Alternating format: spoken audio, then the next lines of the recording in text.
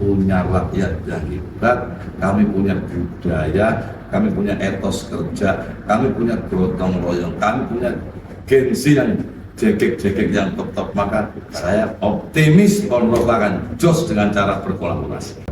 Nah, pasar kita ini pengennya, kenapa saya menciptakan mercusuar, harus ada monumen reok, kenapa saya memutar ada event, harus ini menjadi gerakan serentak. Saya membentuk Kepo, karisma event Ponorogo biar menjadi gerakannya dahsyat ini. Nah, ini kami ST12 atau Bang Jadi gratis lagi di alun-alun Ponorogo pada saat hari santri. Namanya Gadung Melati. Itu sebuah batik khas Ponorogo. Seperti yang saya pakai ini namanya Gadung Melati. Ayo Fred, kita masuk.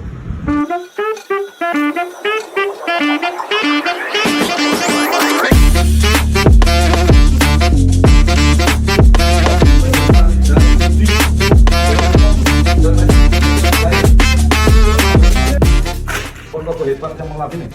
Lambang Berpuro, jingle UMKM kuat untuk Ponorogo hebat. Ini maka ini produk dari UMKM. Gadung Melati di belakang panggung Grebek.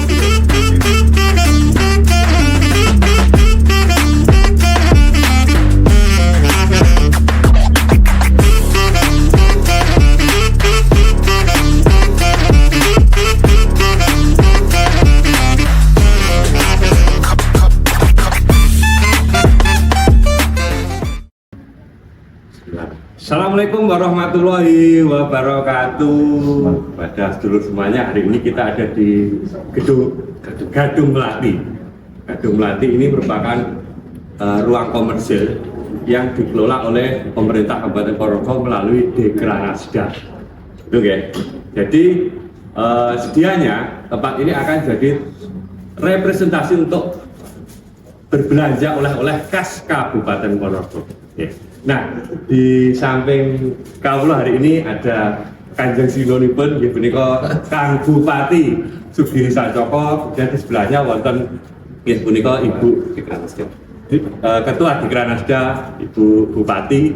Lajeng di sebelah kiri saya menika wonten nggih menika Pak Ringga, menika Kepala Dinas Perdakum Kabupaten Ponorogo. Nah, di kesempatan hari ini kita mau ngobrol-ngobrol ringan tentang terkait apa itu UMKM yang ada di Kabupaten Ponorogo. Oke.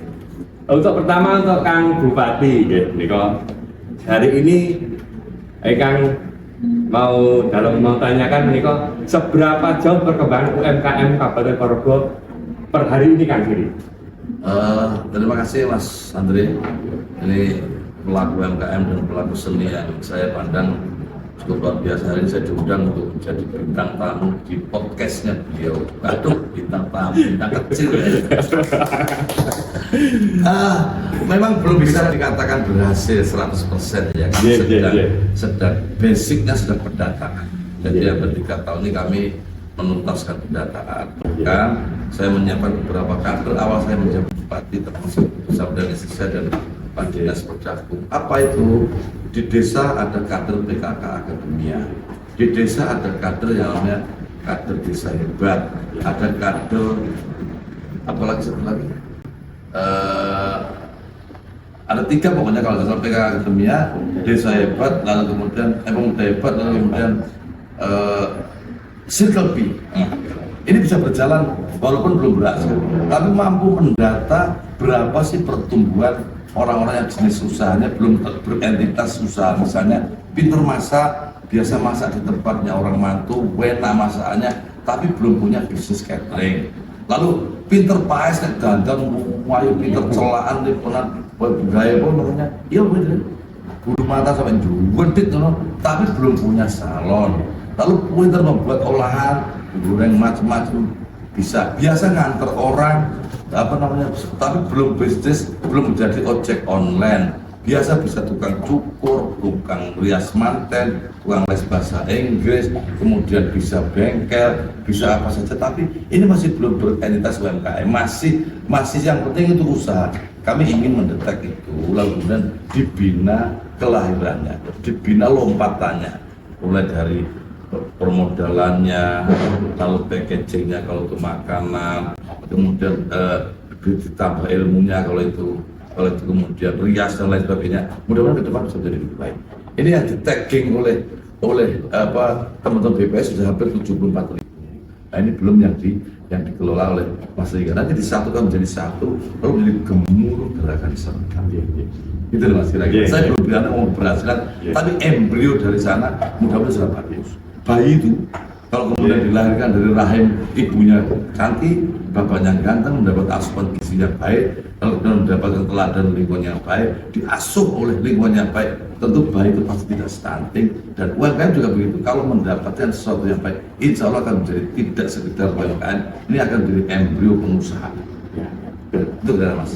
Memang UMKM itu sebagai sokok guru sebuah usaha besar ya. Awal. Tapi kalau kita memang melihat hari ini ya, sedulur semuanya, semenjak kepemimpinan Kang Bupati Sugiri ini banyak sekali kegiatan event terkait kesenian dan kebudayaan. Nah, prayoga ini pun memang harusnya ini dimanfaatkan oleh teman-teman UMKM untuk memproduksi atau berkarya lah minimal gitu.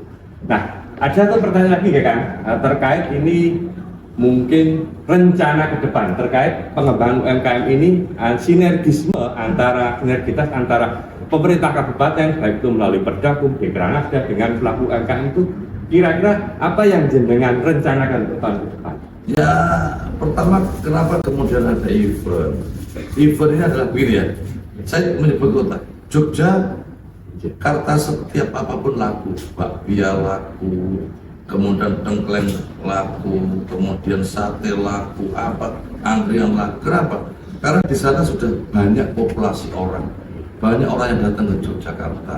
Nah, pasar kita ini pengennya, kenapa saya menciptakan mercusuar, harus ada monumen reok, kenapa saya memutar ada event, harus ini menjadi gerakan serentak. Saya membentuk Kepo, Karisma Event Ponorogo, biar menjadi gerakannya dasar ini. Nah, ini tujuan saya biar mengundang orang untuk datang ke Ponorogo, butuh pemikat, butuh penggoda, butuh penarik. Nah, ketika orang sudah datang ke Ponorogo, tentu ekosistem berikutnya adalah UMKM. Jajanan payu, warung kopi payu, ojek payu, apa saja menjadi laku. Jadi kemudian itulah cara kami memutar kincir ekonomi. Maka teman-teman, ketika saya ada event, itu bukan tujuan sekedar selebrasi, bukan tujuan untuk hura-hura. Kami sedang memastikan bahwa ada perputaran agar terjadi spending di mana-mana. Karena backbone dari ekonomi adalah belanja. Ketika ada belanja, tentu ada pertumbuhan luar biasa. Contoh, saya kemarin, hari ini saya mau menanggap namanya ST12 atau Mas Cerny pada tanggal 21 malam 21. Ya sekarang itulah dulu mantan ST12 atau ya, seputaran itu saya tidak paham. Tapi ST12 atau Bang Cerny gratis lagi di alun-alun Ponorogo pada saat hari santri. Coba bayangkan, nanti bakul pentol payu, bakul kopi payu. Orang mau nonton Charlie, dia mandi dulu sabun payu. Kemudian mandi karena rambutnya kotor, dia keramas sampo payu. Setelah mandi dia pakai roll deodoran payu. Deodoran payu setelah mandi dia menghadap ke kaca, lalu lipstikan, pabrik lipstik payu, lipstik kurang tebal, pakai bulu mata saya jumputin payu, pakai celak, pakai maskara, kemudian pakai parfum, pakai sendal. Ini berapa spending yang kami jaga hanya perkara mandi saja. Maka saya ingin kita putar ini ekonomi dengan baik. Terkonfirmasi hasil survei BPS, ekonomi tumbuh dari 6,7 diputar oleh event. Maka saya mendorong Ponorogo menjadi kota event. Kami tidak punya pabrik besar, kami tidak punya bandara, kami tidak punya laut, kami tidak punya tol, kami tidak punya stasiun. Maka kami punya rakyat yang hebat, kami punya budaya, kami punya etos kerja, kami punya gotong royong, kami punya gengsi yang jegek-jegek yang top-top. Maka saya optimis Ponorogo akan jos dengan cara berkolaborasi. Ya, itu kira-kira Pak. Ya. Intinya memang kan ini ibaratnya kan ya, kalau laron itu kalau mau datang kan harus ada lampu. Ya, makanya hari ini mungkin dari Kang Bupati itu mengibaratkan sebuah event atau pembangunan monumen reok itu sebagai media menciptakan lampu itu supaya nanti laron berdatangan atau orang-orang itu atau wisatawan akan datang ke Ponorogo, sehingga otomatis perputaran ekonomi akan meningkat. Kira-kira. Nah gitu. Ajeng, tanya Kang, ini untuk pertanyaan selanjutnya ini, kira-kira ada nggak program terkait pemerintah Kabupaten Purwokerto terkait UMKM yang berhubungan dengan ketahanan pangan? Nah, ini mungkin ada gambaran untuk Kang Giri terkait UMKM untuk ketahanan pangan, mungkin industri apa gitu. Jadi begini, saya memahami ketahanan pangan tidak usah terlalu melebar membuat pabrik. Ketika sebuah keluarga tangguh terhadap pangan, itu tahan terhadap pangan. Misalnya bagaimana di depan rumah ada polybag yang ditanami bawang merah misalnya 20 dalam setiap rumah tangga. Lalu di sebelah polybag bawang merah, karena masih ada tanah sisa ditanami lombok misalnya 10 pohon lombok yang setiap orang pasti bisa melakukan. Lalu di belakang rumahnya ada ayam bertelur 25 atau 10 ayam bertelur. Lalu kemudian ada sawi, ada terong, ada tomat, ada kangkung, ada bayam, ada kemangi. Nah, saya pengen mengurangi konsumsi rumah tangga untuk belanja. Ditopang di rumahnya yang bisa kita lakukan. Ayo, kalau semua keluarga melakukan hal yang sama, maka tahan terhadap godaan, tahan terhadap konsumtif, itu yang disebut ketahanan pangan. Maka kami mencoba kemandirian pupuk. Saya dorong agar kemudian tiap-tiap desa sebentar lagi mampu membuat pupuk organik yang mampu mendampingi pupuk kimia. Hanya teman bergantung betul kepada pupuk kimia, sekarang harus menjadi UMKM pengolah pupuk dari kohe-kohe, dari kotoran-kotoran, dari sisa apapun menjadi pupuk organik. Kalau dipadukan dengan sambil memperbaiki tanah, lalu pupuk kimianya cuma sedikit. Nah, ini kan sudah luar biasa. Artinya ini tidak bergantung kepada pihak ketiga, tidak bergantung kepada siapa saja, maka nasib ketahanan pangan bergantung pada diri kita sendiri. Ayo kita jaga tiap-tiap rumah menjadi pelecut, menjadi pioner dalam program ketahanan pangan yang sangat sederhana harus kita lakukan di rumah masing-masing.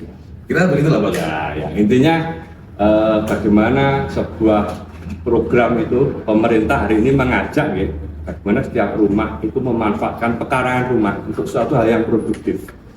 Nah, mungkin nanti jadi program pekarangan hebat. Itu di rumah-rumah sudah. Kemarin saya coba untuk bantuan ayam petelur. Ayam petelur tiap rumah tangga tak kasih 45. 45 itu 25 nya sendiri, 20 sendiri dikasih perjantan satu agar kemudian antara pindah perjantan pasti hukumnya hukum alam, hukum kodrati, maka hormon akan tumbuh, akan bertelur dengan produktif, akan menjadi bagus. Itu salah satu mereka berdorong bersama-sama. Pentahelik, heksahelik, pengentasan kemiskinan juga akan kami lakukan bersama dengan Pak Kapolres, Pak Dandim, Basnas, Lasisnu, semua CSR, pengusaha dan rakyat serta semua pelaku yang merasa hidup di Purwokerto, kita ajak bersama-sama untuk pengentasan kemiskinan. Programnya Taskintul, pengentasan kemiskinan dengan cara yang betul, namanya Taskintul. Ya, keren Taskintul. Itu tadi intinya memang satu hal yang menurut saya sangat luar biasa apa yang ada di pemikiran Kang Bupati hari ini, bagaimana pengembangan UMKM untuk masyarakatnya terutama di wilayah Kabupaten Purwokerto. Nah, ini pertanyaan terakhir ya Kang Bupati terkait harapan ke depan ketika hari ini mungkin nanti 5 tahun atau 4 tahun yang akan datang di bawah pimpinan jenengan terkait pengembangan UMKM itu harapannya jenengan itu seperti apa dan impiannya bagaimana Kang? Begini, saya menyebut merek ya. Garuda punya kacang Garuda. Ada kacang 2 kelinci. Ada Citos, ada Matos, ada Potatos, ada macam-macam. Itu merek. Itu brand. Nah, UMKM kita kadang-kadang digeneralisir semuanya bermerek UMKM. Nah, itu kesalahan yang harus kita bikin bersama-sama. Ayo, yang punya keripik tempe misalnya, kasih merek keripik tempe. Ini bukan merek dagang, ini merek brand. Kasih keripik tempe sedasar misalnya, keripik tempe kriuk, keripik tempe. Nah, dari merek itu kemudian pasti kita bangkit dari sekedar UMKM. UMKM itu ukuran. UMKM itu usaha kecil, mikro, menengah misalnya. Mikro itu ukuran. Ada usaha besar, ada usaha menengah, usaha gede banget, usaha apa. Nah, itu sizing. Nah, yang betul, masing-masing mulai berpikir terhadap brand masing-masing agar kemudian kita berjuang. air sama-sama airnya.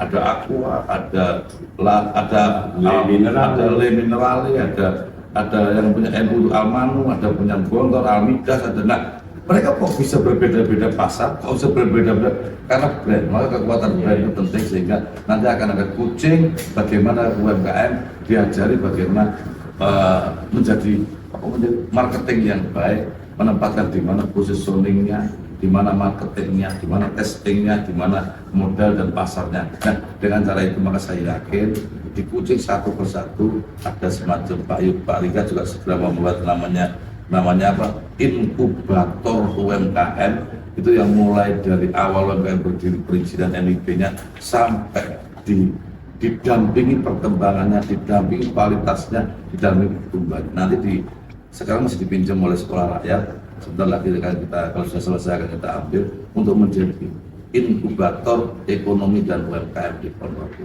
Nanti kita hadirkan semua pasar, kita hadirkan semua pemodal, kita pertemukan antara penjual dan pembeli. Nah, dengan cara itu saya yakin program jadi baik. Harapan saya segera tumbuh UMKM menjadi usaha besar dan menjadi konglomerat. Ya, apalagi setelah ini kan juga kita Ponorogo mau ditetapkan sebagai kota kreatif jejaring internasional gitu. Mudah-mudahan kita tahun ini ditetapkan dan ada dua yang kita dapat. Yang pertama UNESCO telah menetapkan Riau menjadi CA dan kota yang kita cintai menjadi kota kreatif yang berjejaring internasional atau UCC.